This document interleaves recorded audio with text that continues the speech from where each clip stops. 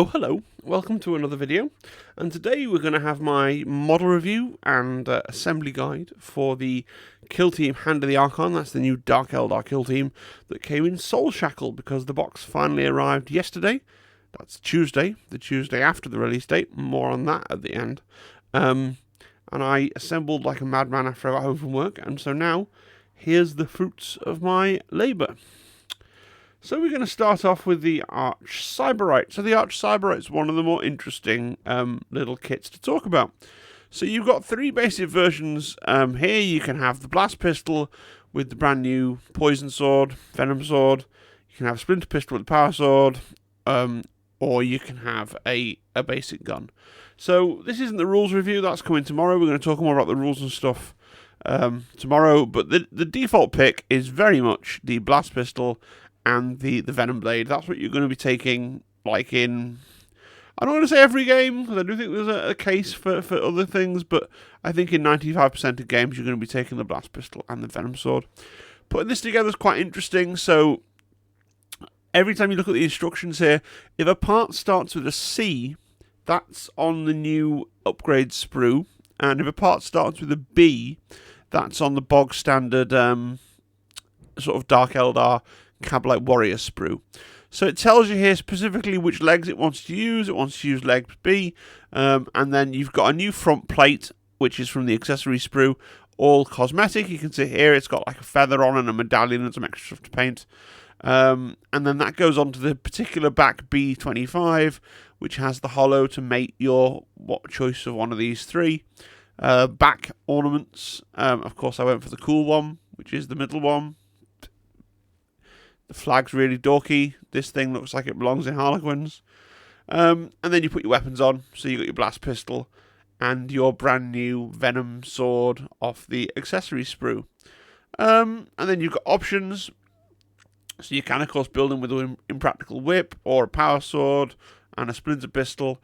And now the heads are really interesting. So it calls out a choice of three heads. There's C1 and C2, which is the brand new helmeted Arch Cyberite head that's on the accessory sprue. You also get a brand new unhelmeted head that is specifically for the Arch Cyberite, part C3, or you can use the Cyberite head from the standard kit, and that has a choice of things as per the standard kit. So I really hate Dark Eldar helmets. In fact, I really hate all Eldar helmets. I really think they look naff. So I was really elated to learn that there's a kind of a special bear head on the new sprue, so I used that. If anybody would like this helmet, this C1, C2 special helmet, if you hit me up on Discord, I'll post it out to you. Because Dark Eldar helmets suck. But yeah, C3. And that's the Arch Cyberite, so he's cool. And then we go on to the Flayer. So the Flayer, now this is interesting. This one and the next one are particularly interesting. So it tells you specifically to use the B3 legs, okay? Because they've been, or rather part C10, which is the new kind of rear skirt piece, has been designed to fit specifically with legs B3. And then here, this just tells you to use any torso that you'd like. Okay, so when it comes to the torsos, Dark Eldar are an equal opportunities employer. So you have some torsos with boobs, and you've got some torsos with pectoral armor instead.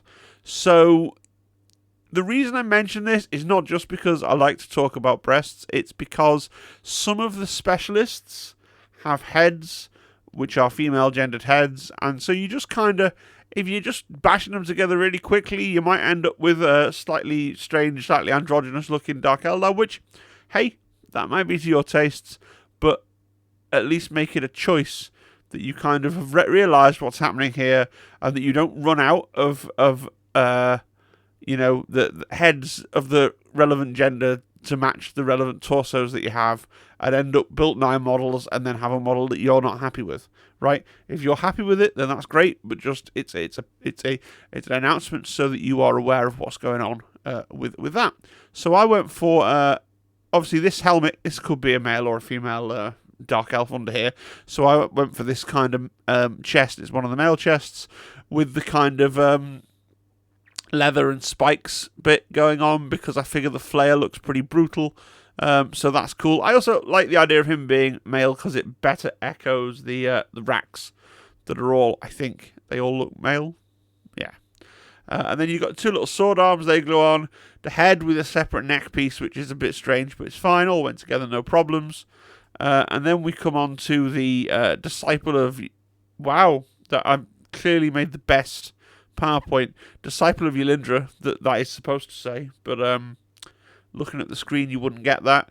So again, it has a set of legs from the standard Cabalite Warriors sprue, a specific set of legs to kind of go with a bum, I guess, from the accessory sprue.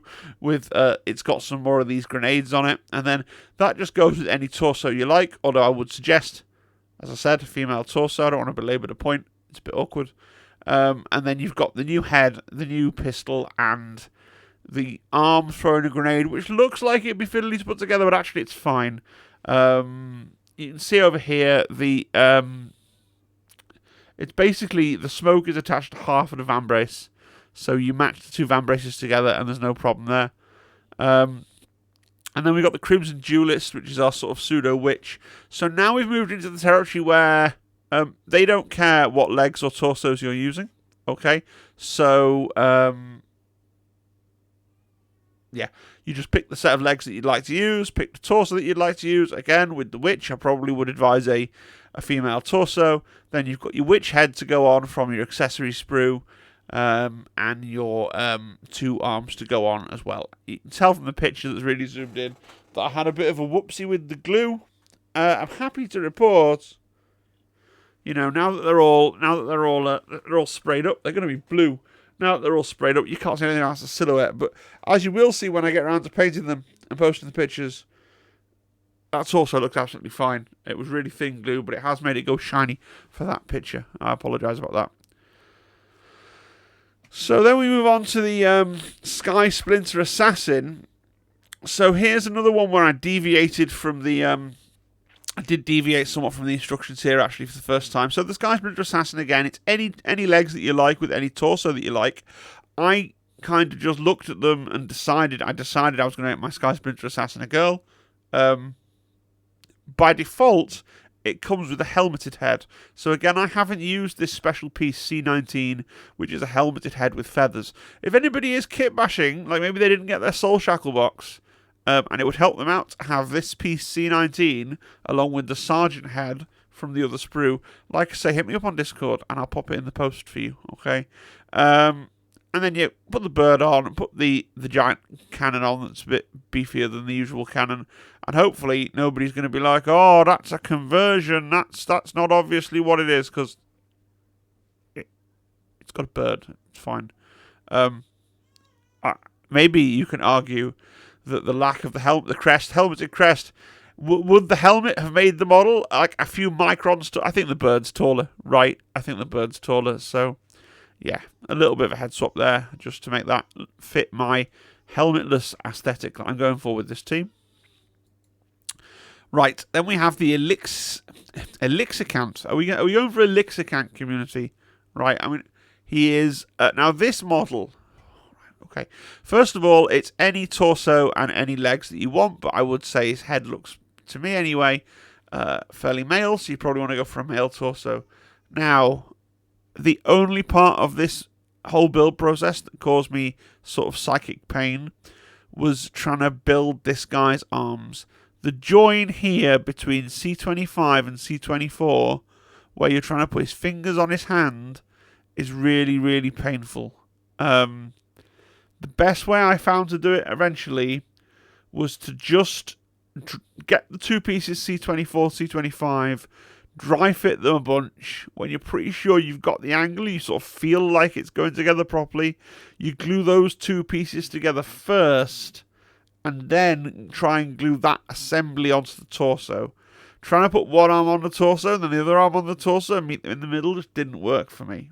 Okay, it doesn't help as well. The arm that holds the pistol has only a little weird stubby piece to go into the shoulder, because most of the rest of the arm is attached to this piece here, which you can just about see here, although my glare hasn't helped, is a separate piece. So this is the only one that's difficult to build, and like I say, my advice is put C24 and C25 together kind of in mid-air, and then once that's semi-dry and you're happy with the fingers, then try and glue both shoulders onto the model at the same time. Really disliked building that. And then we've got a gunner, and now we're really at the point where we're just doing all bits from the Cabalite Warrior kit, so there's no more extra pieces here. This is just a standard gunner. You'll notice that it just literally is any legs, any body, any head, and then this is the gun with this arm, and this is the gun with this arm. So as I'll tell you in a minute, there's no problem if you want to make both of these, so you've got your roster, no problem at all, no conversion required. It's any legs, any torso, and then the gun with its corresponding arm, and it's not the same arm. You get B50 and B49, so you can have both guns. Heavy gunner, so I went for the splinter cannon because it seems by far and away the more useful one. So again, this is just the stock heavy gunner. Just to go over a few things for people that haven't perhaps built a Cabalite Warrior sprue before. So there's a special backpack for the gunner. So it's saying use piece B7. Now, it doesn't really have to be B7. It can be any torso front, I think. But use B7 and mate it with B24. And then onto B24, you put like this backpack, B52. And that makes you kind of heavy gunner torso.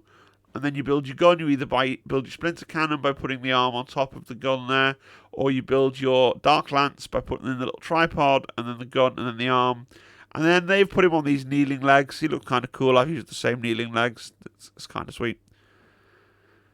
That's the heavy gunner. And then we've got the basic Cabalite agent. So again, I'll go through this properly tomorrow and do the rules review for anyone that doesn't already know. You need exactly one Cabalite agent for your team. So it's just pick any model that you like, really, any head that you like, and then it tells you the specific pairs of arms. So I went for B47 here, only because really I wanted one of the guns. So there's 3 guns here, 47, 46, and 43, that have moulded bayonets, because I have a dim memory of this kit of the ones where you glue on the separate bayonet. The bayonet's always kind of falling off because the contact point's awful. So I wanted one of the 3 guns with the moulded bayonets. I think B43 looks dumb with its weird little pickaxe. So it was between B47 and B46, and I pretty much chose at random that I decided I'd go for B47. I think I'm quite happy with the pose, so if you want this pose, that's B47 that's created that pose. Okay. And then some extras. So I'll be really clear here. These 3 models, this one, you can build from the box. So you get 1 extra Dark Eldar, because you get, the kill team is 9, you get 10 miniatures. So you can build an extra guy. Now I've got 3 extra guys, because for kill team 18, I played Dark Eldar, and I had a box of Dark Eldar and a box of Witches, and I happened to have 2 spare Cabalites that I hadn't used in 2018, so I got them out and used them for this team. So let's be really clear here. If you want to build a second heavy... First of all, actually, what do I recommend that you build if you've only got Into the Dark? Sorry, not Into the Dark. If you've only got Soul Shackle as your spare guy, I recommend using the Blaster. Okay, I'll make this point better in my rules review, but I think the Blaster, if you're going to sub anything into the kind of all-comers team, the Blaster is the piece that you're most likely to sub in to the all-comers team. Okay, but I happen to know that it's this, for my build, it was the Darklands that used no additional parts. Okay, now if you are going to build the Darklands, you aren't going to be able to get that special backpack. So remember when I said about the heavy gunner, there's a piece B24 and a piece B52 that gives you like this little backpack for the heavy gunner. So if you're going to build a second heavy gunner, you don't get a second backpack piece. It's up to you whether you care about that or not. I decided I didn't. So these 2 are repeated Dark Eldar bodies from another copy of the Dark Eldar Cabalite box that I had on my shelves of despair / opportunity over here. And the heads actually are from witches. I had some leftover heads from the witches set because I didn't want to use. I'd used all my bear heads. So that's the other thing. With the upgrade sprue for Kill Team, there are just enough bear heads to do 10 with bear heads. You get 10 bear heads if you use all the extra bear heads on the upgrade sprue. So for my 11th and 12th guy, I needed to loot some bear heads from elsewhere. Okay? So I decided to build a guy with a blaster, and he's just got a witch head. And I decided to build a second Cyberite. Now, there's a bit of minor conversion work here. Basically, I cut away some of the armor on the back of his torso so I could glue on one of the other Cyberite back banner things that I hadn't used. And this guy's got a splinter pistol and an agonizer. Of these three, I think the blaster, and I say this again in the rules video, the blaster you might use it into the dark, you might use when you're against 7-wound teams. The Cyberite, potentially you might want to use him when you are playing against Harlequins, only because Harlequins have invulnerable saves, so you're not really going to get much out of your blast pistol, and maybe with the whip, with its higher damage and its stun, you might do better in combat. The Dark Lance, I'm pretty sure, we'll talk more about this tomorrow, but I'm pretty sure you never take the Dark Lance. Like, I'm pretty sure you just never take the Dark Lance. I built one anyway because Dark Lances are really cool. I'm pretty sure you never take the Dark Lance. Okay, final thoughts. I think it's a good upgrade sprue for a classic kit. People don't like upgrade sprues, but I like this kit and I like the upgrade sprue. It's good. I've built 2 extra models that I couldn't have built from the kit, but I really didn't need to. It's a very playable kit out of one box, which is great, because the same cannot be said for the Arbites, right? But yeah, it's a single box will get you enough for the sort of standard team, plus an extra guy that you can make as a blaster. Not a blaster, a shredder. Shredder's blast, blaster's shred armor. Right, yeah, a shredder. This is the shredder. Blaster is the other one. Right. You nearly got an angry shouty video. If my box hadn't arrived on Tuesday, you were getting an angry shouty video about Games Workshop logistics. I may still make that video if I can get myself irritated enough again. I don't want to be one of those channels that's just constantly going, Games Workshop murdered my puppy, also I've still bought all this stuff. But they are really, really struggling at the moment with the basics of being a business, basic logistics. They are not getting enough product that people want to buy. Marketing, A+, right? Games design, A++, right? Events team, A+, right? Flipping production, quality, A+, quantity, D-, logistics, D-. They're really failing at some really basic parts of being a business. Basically, all the parts of being Games Workshop that don't involve loving Warhammer, Games Workshop seems to be failing at the moment. This is another video. I don't want to get too sidetracked. Already a bit of a meme on my Discord that final thoughts is often half the video. But yeah. Like I said, look out for my Hand of the Archon rules video tomorrow. I'm going to go through now that I actually have the book, I'm going to get my own bleeding photographs of the book and talk about what the rules are and what I think about them. Because, there was no man-read book either because of Games Workshop failing at logistics probably. Alright, let me know in the comments what you think of the team. I will, of course, share them with you once I get them painted up. They are now undercoated. I undercoated them when I got them from work before it got dark. And yeah, I'm looking forward to trying them out. Alright, guys, have a great evening. Bye-bye. Bye-bye-bye.